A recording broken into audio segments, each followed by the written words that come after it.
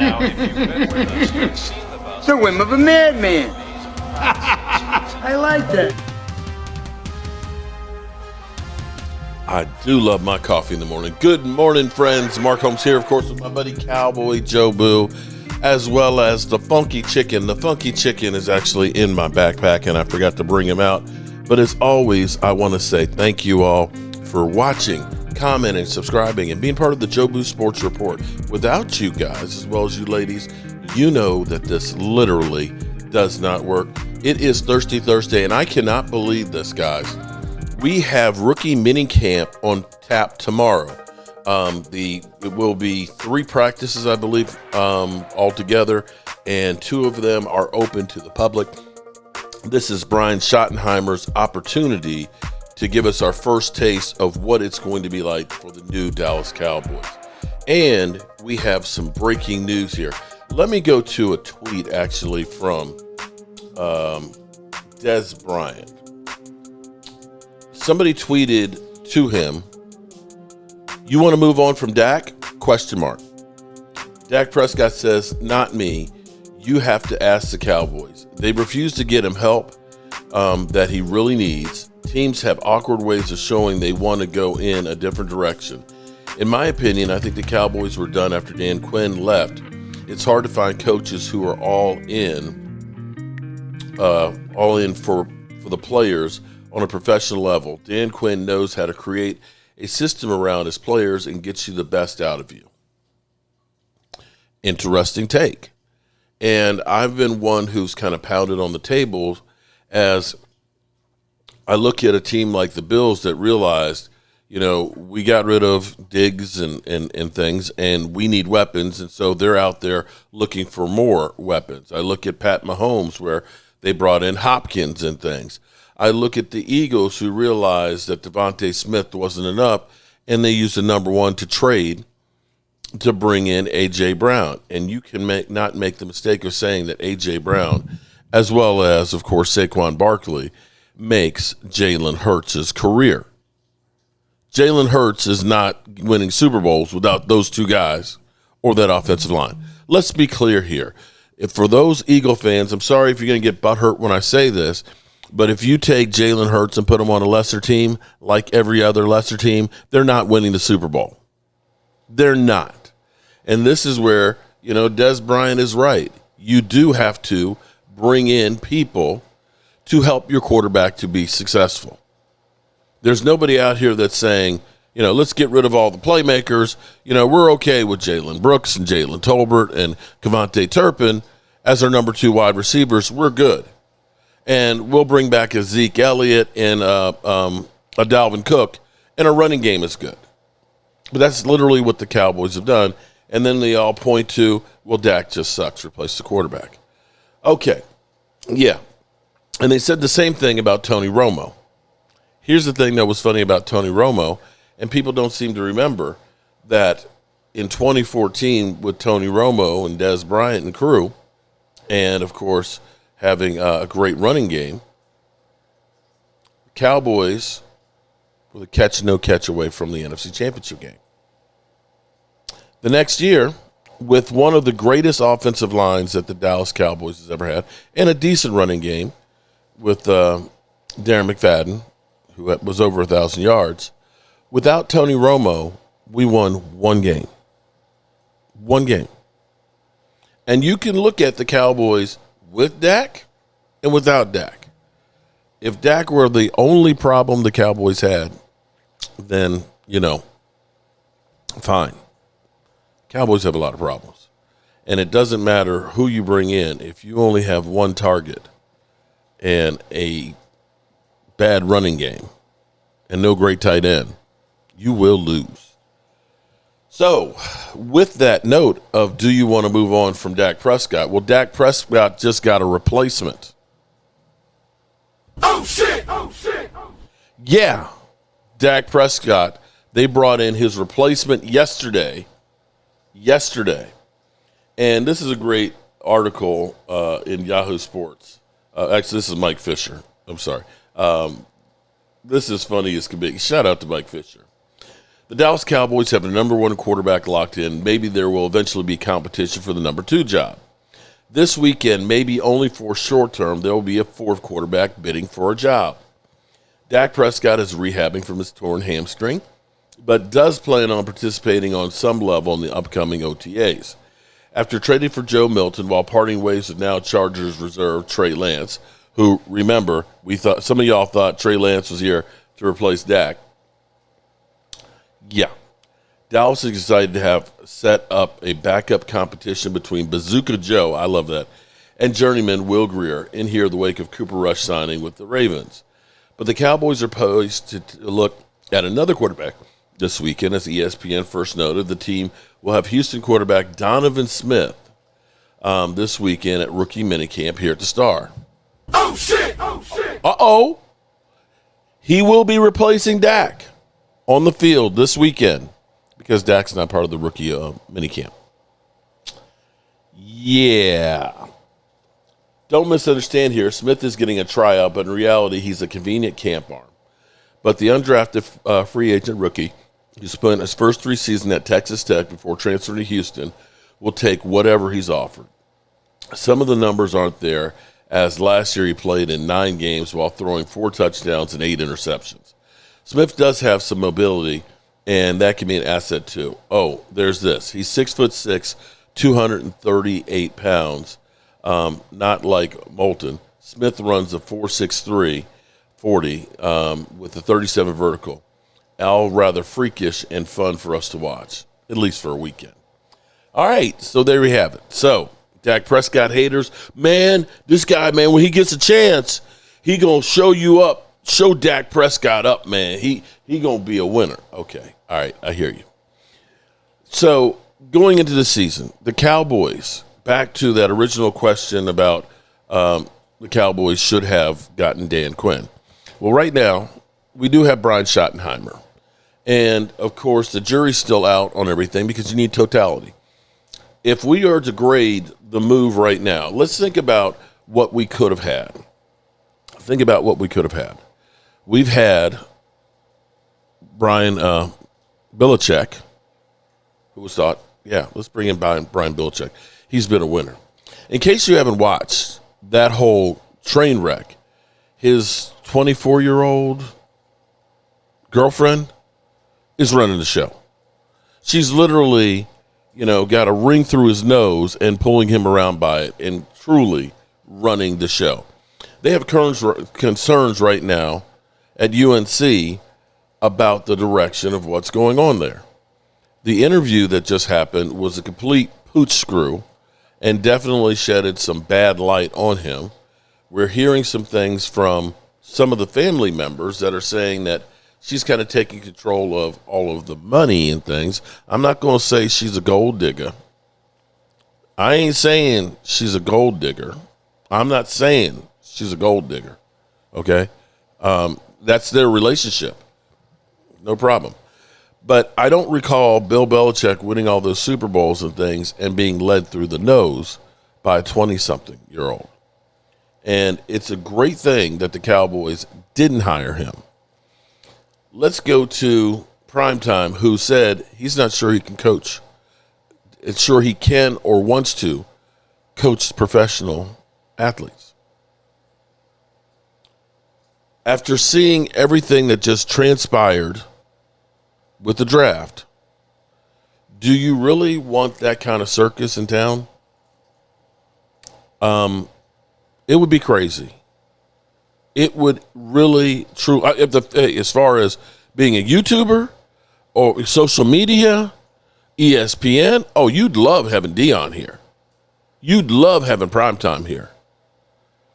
But I don't know that that's going to be about winning. I don't know. And he could end up being the greatest coach that the Cowboys have ever had. That's possible.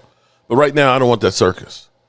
Right now, the fact that you actually have Micah Parsons coming in and working with the team for the first time since he was a rookie, to me, and he credits wanting to be here for Brian Schottenheimer.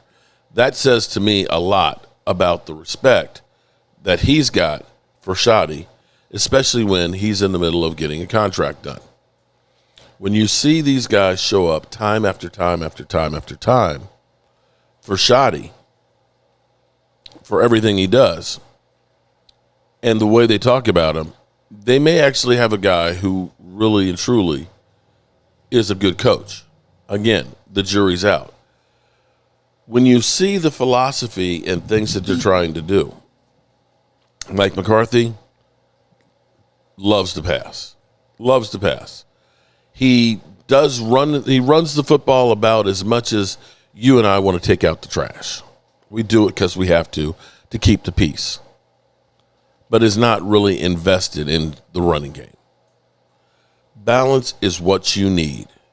As the Eagles proved, and I know an Eagle fan is going to come through here and say, the Eagles, they're living rent-free in your head. Well, quite frankly, I ain't charging anybody. Any thoughts in here? None. They're not paying rent. Maybe I should charge them. Maybe I wouldn't be a broke ass. The Eagles proved how important a running game is. And the Cowboys, they always go cheap. They always want to find a cost-effective way to do stuff, which is why when we get to playoffs, more times than not, we're broke down because players are older and injured, or we're just not good enough to have guys that can step up to the plate. And we're at a crossroads right now on what kind of team we want to be. The bold move that worked out last year for the Eagles was swinging for the fence and bringing in Saquon Barkley. They didn't say, let's go out and get Dalvin Cook. They didn't say, let's hold on to Miles Sanders. They swung for the fence and said, let me get the best talent out there. And let's figure out a way to keep him on the roster. That's the difference of the Dallas Cowboys and the Eagles. They get the talent, they figure out how to make it work. The problem for the Cowboys is, this is no disrespect to Amari Cooper. Amari Cooper will be better than any other wide receiver not named CeeDee Lamb. But to me, this is Brandon Cooks all over again. This is Brandon Cooks all over again. You've got production that's going down, a guy that's aging, a guy who has checked out at times, and sometimes disappears when he was younger, stronger, and faster, and less injured. Do we think that those things aren't going to be there? Will Amari Cooper make us better? Yes. Yes, that's a fact. He'll make us better. The question will be will it make us great? And this is where the Cowboys may need to do more than just Amari Cooper. Here's the thing I see. Typically, and a lot of people don't seem to equate it too much, I always love 12 personnel. I always love 12 personnel. I love a great tight end. Tight end who can help your offensive line if they're struggling. A tight end who can be the release valve for the quarterback, the security blanket. The guy who can be a game changer like George Kittle, who just got a massive contract. If you remember in the playoffs there, where we had Diggs, who could have knocked the ball down or possibly intercepted it, didn't, and George Kittle tip-taps his way to a major game, and game over, man. Game over. That's one of those things that have been missing for the Cowboys. Yeah, we had Jake Ferguson 2 years ago, Pro Bowler, 796 yards, I think 5 TDs. We need more of that. Last year, 480 yards, and then Schoonmaker kind of played well in relief of him, 280 or so. We need those guys to step up, and we need a legitimate target more than a one-year solution. Here's the thing. I pointed out yesterday. I don't know if anybody else has used it or digested it. The Cowboys had a great situation had they kept on to it with Amari Cooper before.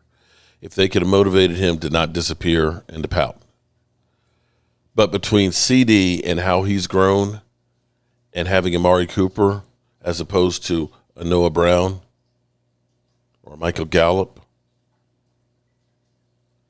as a number 2, you would have had a dynamic group that with Dak Prescott, who had to throw into more tight windows than anybody else, on a team that had the least amount of separation year after year after year, would have been better. Let's be clear here, would have been better. But they decided Amari's too expensive, and we don't like some of the other stuff with it, the COVID shot and things. And you move on. You immediately take a $6 million dead hit for that year. You paid $6 million for him to be gone. You signed a $62 million contract with Michael Gallup, who was going to be, the Robin, and he just robbed. You ended up paying $32 million for him, 9 of which you're paying right now, 8.9. We'll just round it up to 9. 9 of which you're paying this year on the cap. That's right. Michael Gallup, this is how crazy it is. Michael Gallup left, went to the Chargers and retired, unretired, and is now a Commander, and we're still paying $9 million on the cap for Michael Gallup. So you have to take the $6 million.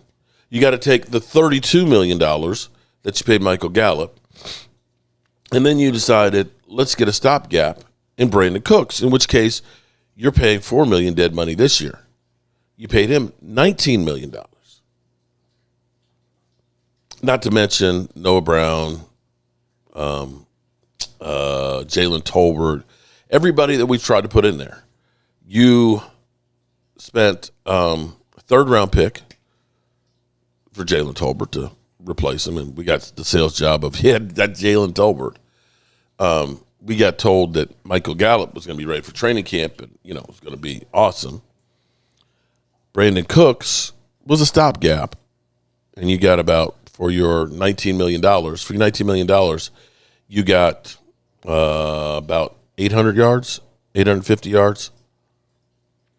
And so the Cowboys are ready to repeat the same thing. Let's do Amari Cooper. It'll be cost effective. I don't need cost effective. I need somebody who can get separation that's not on their way out. And this is where you look at it and they say, we can't afford. Well, you can't afford not to. DJ Moore is $24 million. DJ Moore has been in the league 8 years, 5 of which he's been well over 1,000 yards. On a crappy Bears team last year, he still had almost 1,000 yards. So, yes, it's going to cost draft capital. Yes, it's going to cost. His contract's $24 million a year. I think the Bears have to eat some of that to trade him because they just signed him to a $110 million contract. But when you look at it and say, yeah, let me go cheap. Let me go back to somebody I'm familiar with. It'll help. Don't get me wrong, it'll help. But I'm not sure it is at this point.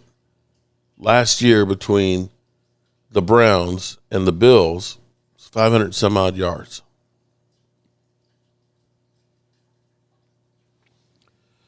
We'll see what the Cowboys do on that one. I'm going to finish this off this morning. Finish him. I don't know why I don't have that drop. Finish him. Or maybe I do and just don't remember it.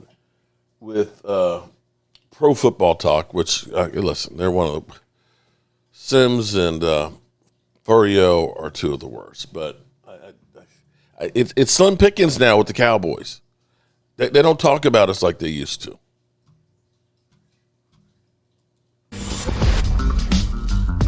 The train has not left the station as it relates to the need for receivers for the Dallas Cowboys.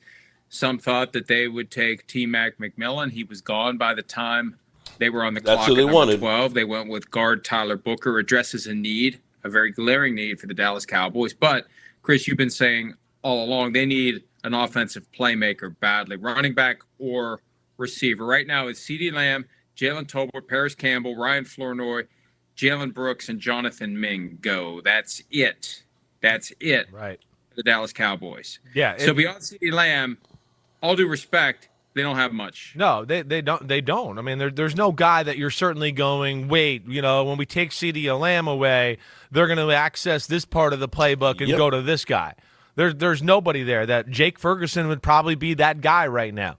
But yes, you got running back position with less than, and a bunch of guys that are either been injured recently or career journeymen. So you don't look at running back to go, oh, wow. So that's certainly something that Jaden still Blue needs to be addressed here. I do think they need to get one more playmaker in the pass game, run game, whatever it may be. They had a good draft. I do want to say that. Their first 3 picks, and I understand going Tyler Booker. You're right. I thought maybe it might be a T-Mac and Tetairoa McMillan. Thought maybe it might be Omarion Hampton because he would fit that role too. But Booker, I can understand it. You get back to the roots of the old school Cowboys. Plus, you got to play the Philadelphia Eagles and the Giants twice a year, who got phenomenal defensive lines. And, of course, the Commanders do too. So that's 6 games a year. You got to go, wow, those teams, like some of the strength of their team might be D-line. We got to do something to combat that. They addressed pass rusher. Ezra Raku from Boston College was certainly a guy that people thought might go late first, very early on in the second, to get him at pick 44. And then to get Revell Jr. from East Carolina in round 3, where, again, I think if he hasn't had a torn ACL, this is a guy that's probably an end of the first round pick. But coming off a torn ACL, there was medical concerns and all that, but he's going to be a contributor to their team, if not a starter at some point by year 2. So I liked what they did there, but the question still remains. They need more playmakers, and the only guy that they got on that list that you go as an offensive playmaker is Jaden Blue from Texas. He's a guy that can go if he's got a little bit of a space and make something, but that's not enough. They need more. So what do you do at receiver? There's really nothing out there. There's been talk that maybe they bring back Amari Cooper, whom they traded away years ago, who is available currently for a reason. Now, the reason may be he just wants more money than anyone will pay him.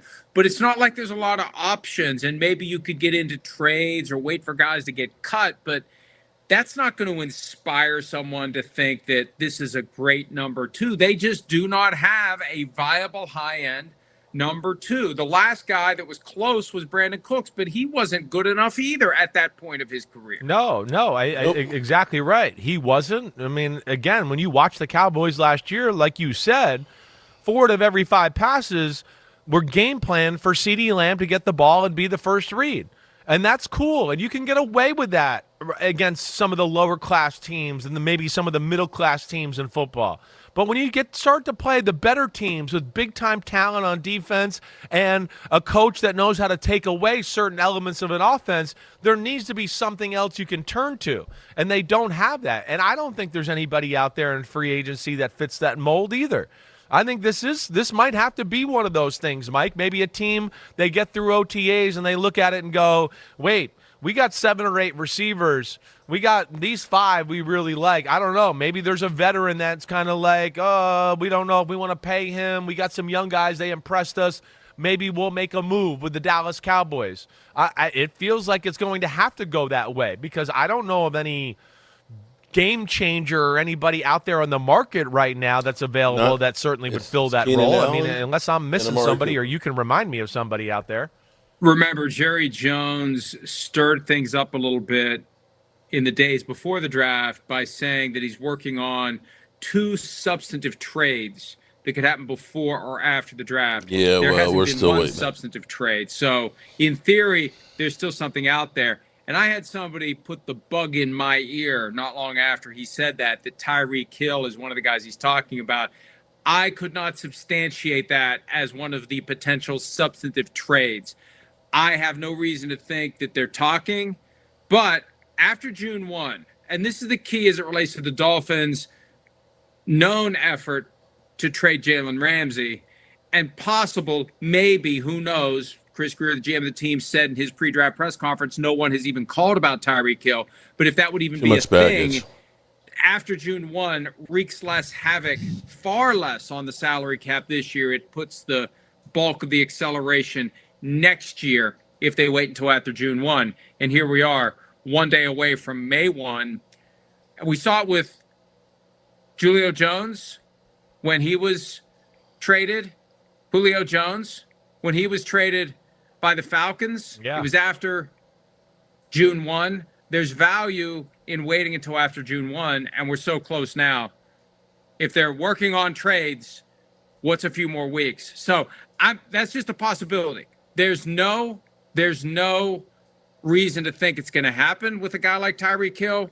But if you're looking for something to provide a kick to your receiving depth chart below the guy at the top of it, you got to put all the depth charts for all the teams and say, could we get this guy? Could we get this guy? They're going to have to get an established guy from another team who, for whatever reason, doesn't fit there anymore. No, I exactly right. I don't think Tyreek really Hill good to go. is going to be that answer, at least by all due accounts of what I would think and where Dallas is with their football team.